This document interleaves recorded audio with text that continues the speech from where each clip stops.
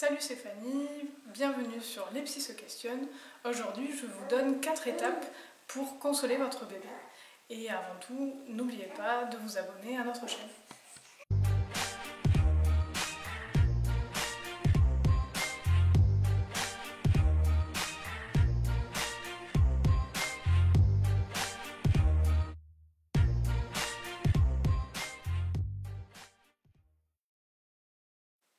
Avant de commencer, est-ce que tu peux nous dire pourquoi un bébé pleure?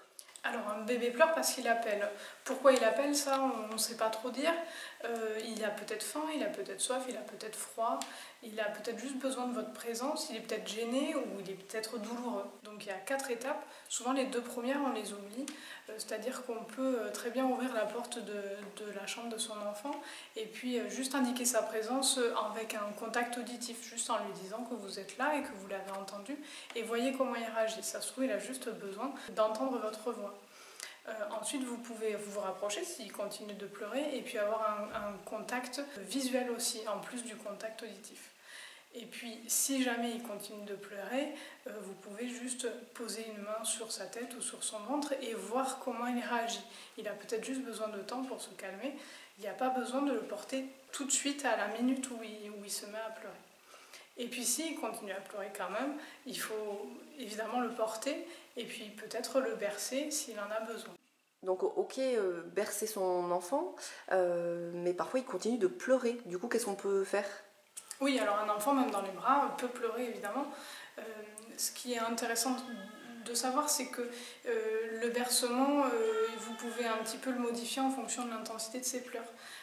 Un enfant qui pleure énormément, voire qui hurle, le bercement, il faut qu'il soit un petit peu tonique, il faut que ce soit des mouvements amples. Alors il y a les squats qui sont possibles.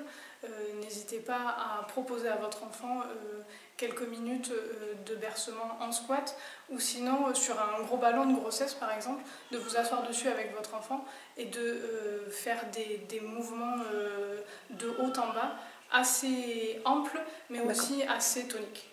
Une petite précision, tant que vous vous sentez disponible pour consoler votre enfant, gardez-le dans vos bras. Par contre, si vous vous laissez déborder par ces hurlements, n'oubliez pas que vous pouvez passer la main ou éventuellement le laisser dans son lit, donc en sécurité dans son lit, pour que votre débordement n'amène pas un énervement dans le portage et éventuellement le risque qui existe pour tout parent, c'est de finir par secouer son enfant. Donc n'oubliez pas qu'une solution existe, c'est de le laisser dans son lit, de lui dire qu'on est désolé, que là on est un peu débordé par la situation, vous le laissez dans son lit et vous protégez aussi et vous le protégez aussi lui. J'espère que vous avez aimé cette vidéo. Si c'est le cas, n'hésitez pas à partager autour de vous. À très bientôt.